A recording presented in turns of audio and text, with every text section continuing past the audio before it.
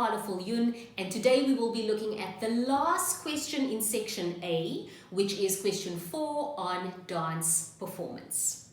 But before we get into the nitty-gritties of this question, let's have a look at that title, dance performance. What does that term mean? What does dance performance mean?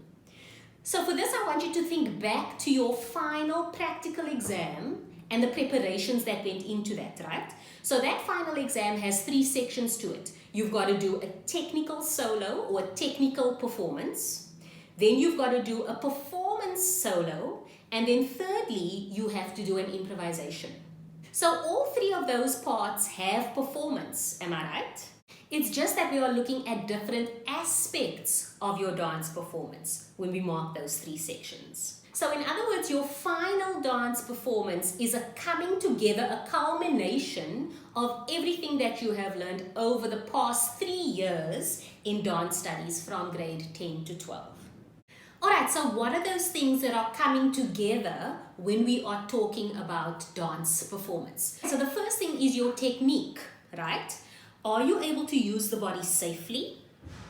Are you aware of posture and alignment? And are you using the body according to the rules of your particular dance form or the principles of your particular dance form? Do you know how to land safely? Are you aware of how to use the head, the arms, the legs, the torso in your dance major specifically? Then it's also to do with how developed your components of fitness are. And remember, we spoke about this in question 2. Today, however, when we're speaking about components of fitness and performance skills or performance quality, it's to do with neuromuscular skills more specifically.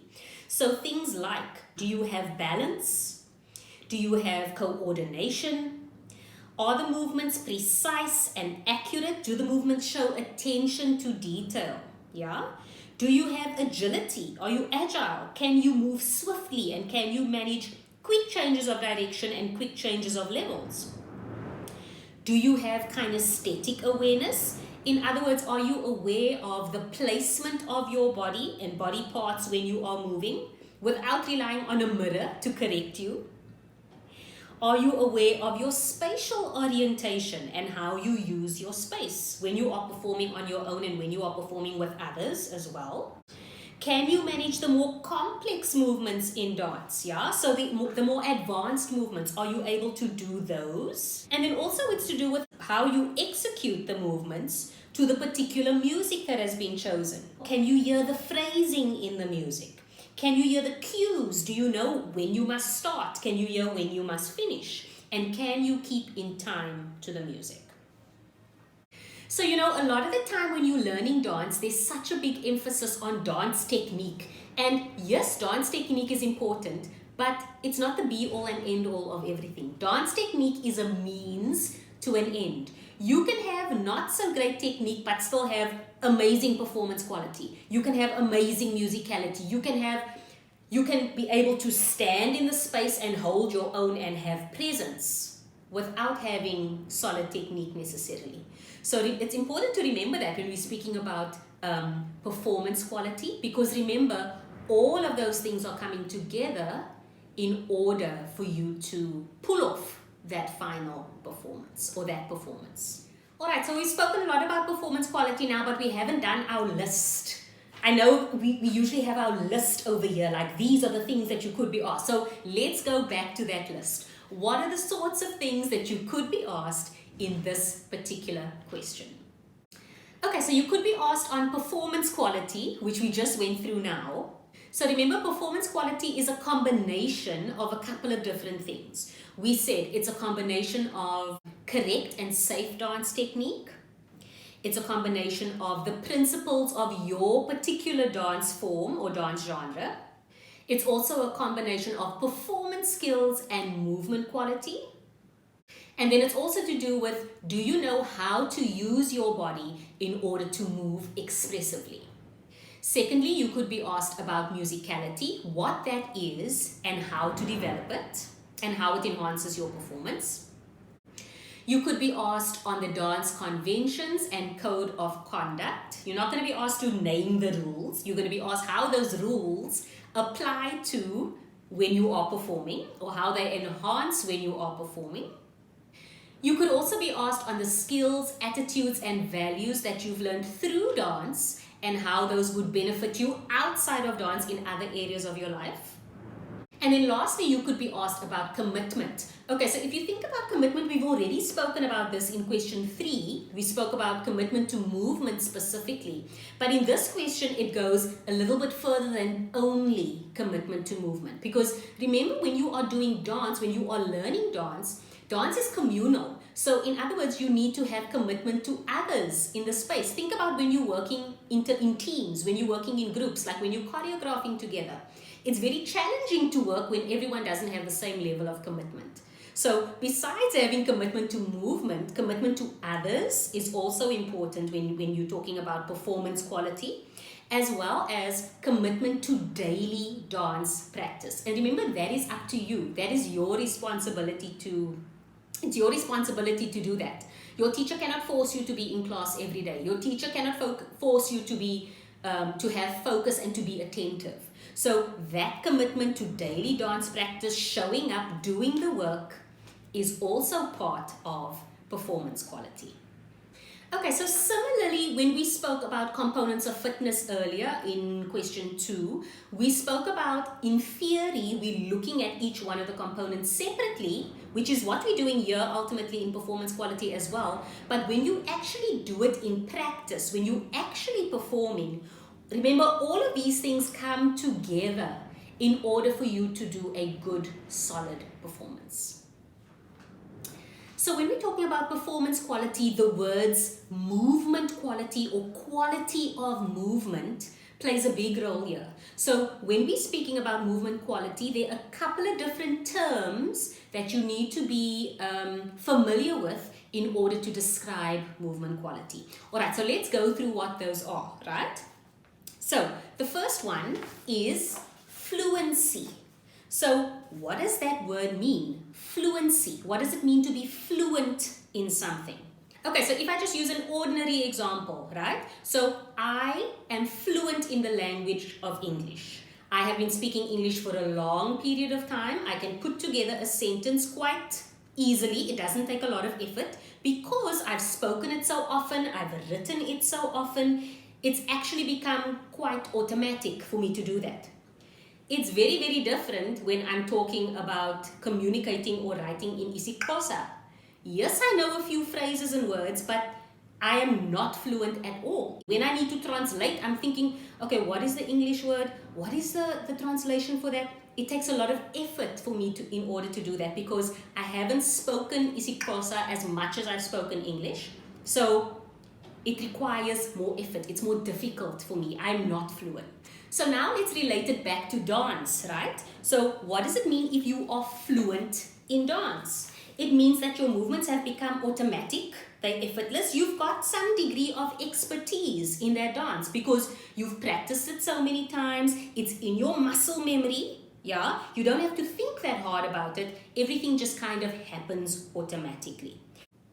The second thing we're going to look at is fluidity. What does that mean? Fluidity. So fluidity has to do with flow, right? It has to do with moving smoothly between different movements and connecting different movements to one another. So when we speak about connecting movements, yes, we're talking about fluidity, but it's also very closely linked to transitions. Because remember, transitions are the links between the movements or between the shapes from one movement to the next. So your fluidity and your transitions, your link, how smoothly you connect all of the movements to one another, that also plays a big role when we're talking about movement quality. The next thing we're going to talk about, or the next thing that is important when it comes to movement quality, is your energy and your dynamics. Right? So what is energy and dynamics? It's about knowing when to give more, when to pull back, when to give a lot of energy, and when to give less energy. Yeah? So imagine I spoke to you like this for the entire duration of the whole video series, and this is how I explained, and I said, okay, now we're going to look at movement quality. Number one, we're looking at fluency. It's automatic and effortless. Then we're going on to fluidity.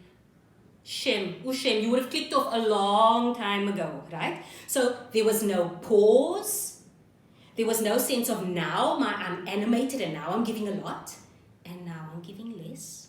Yeah, so that is part of your dance. You're not dancing the entire dance with the same amount of energy. It's not just go, go, go, go, go. Yeah, so you need to know when to go, when to give more, when to pull back, when to have a pause. Yeah, so that is part of dynamic variance in dynamics. Yeah, varied dynamics and energy, light and shade in your dance. The next one that is part of movement quality is commitment to movement. Yeah, so in other words, do you have an awareness of dancing full out, not marking? Yeah, so being able to know where the movement starts and ends, being fully focused in the movement, finishing or completing all of the movements and not just jumping into the next one. Yeah, so you're really giving each movement your full focus and attention, and you're using the body to its fullest when you are doing those movements. And then the last one linked to movement quality is musicality. So remember, yes, earlier on we spoke about staying on beat and maintaining time, and that is part of musicality, but musicality is a little bit more than that. Yeah, musicality has to do with interpretation of the music. So can you interpret the dynamics and the qualities within the music, and can you make that visible in your movements? Yeah, that definitely plays a big role in terms of your movement quality.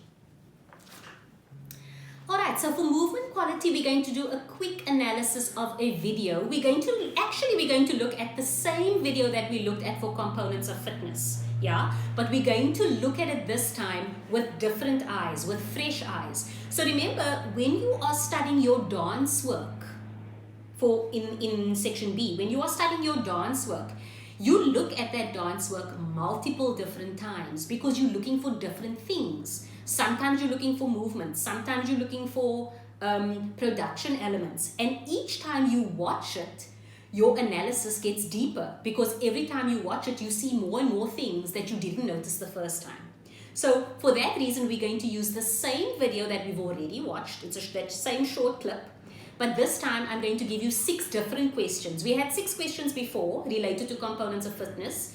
This time, I want you to look with the eyes of performance quality. So I'm going to give you 6 different questions. You're looking for different things this time in order to analyze this video. Okay, so your 6 questions are, number 1, is the dancer fluent in the dance? Do they show fluency? So does this dancer show attention to detail? Are the movements automatic and effortless? Question number 2, what about the flow and the transitions? Can this dancer connect the movements? Are there smooth connections between the movements? Does it look easy for them to transition or change direction or move from floor to standing? Number 3, does the dancer show dynamics and expression? Is there light and shade in the movement? Are there varied dynamics? Is there contrast? Question number 4, is the dancer maintaining focus from beginning to end? So are they committed? Do they show focus and attention and concentration when they are performing? Question 5, what about the timing? Does the dancer show accuracy in terms of keeping in time with the music? And then question 6 is linked to question 5, which is now about musicality. Can this dancer interpret and make meaning of and show the dynamics in the music in his movement? Alright, and as before, when you're looking at it, when you're looking at each one of those questions and you're analyzing the video, look for specific examples that you can refer to justify your answer.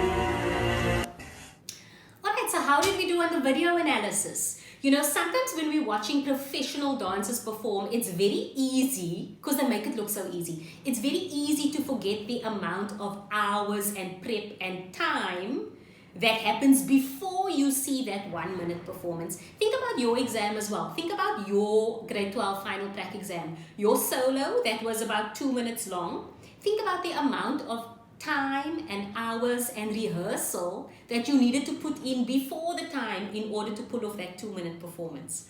Which leads us very nicely into the next section, or the next question rather, which is, how does performance quality link to the code of conduct? And how does it link to dance conventions, values, and attitudes that we spoke about earlier in the video? Right, so what are some of the things linked to the code of conduct that are going to help us achieve good performance quality? All right, so things like attending class and working consistently. Secondly, you need to be responsible, for your own learning. And if you are absent, knowing that, okay, I need to catch up, so I need to make contact with a friend, they need to teach me the material, I need to stay on top of my work. So also things like respect. Respect for yourself, respect for the others, and for the class environment.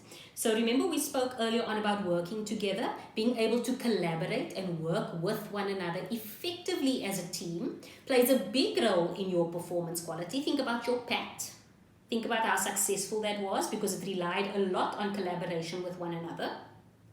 And then performance quality is also enhanced by other values such as punctuality, accountability, other values that are linked to or that are fostered through the learning of dance. Alright, and that brings us to the end of question 4. I hope we can see how all of those bullet points that we had along the side here are linked to one another now by the end of this video, and also how all of the questions in section 1 link to one another. So as always, if you've got any questions or comments on this area or this section of the work, please feel free to leave us a comment in the comments box below. Alright guys, that's it from me. That brings us to the end of question 4 and the end of section A. The next time I will see you, we will start on section B, and all the best. I'll see you in the next one. Bye.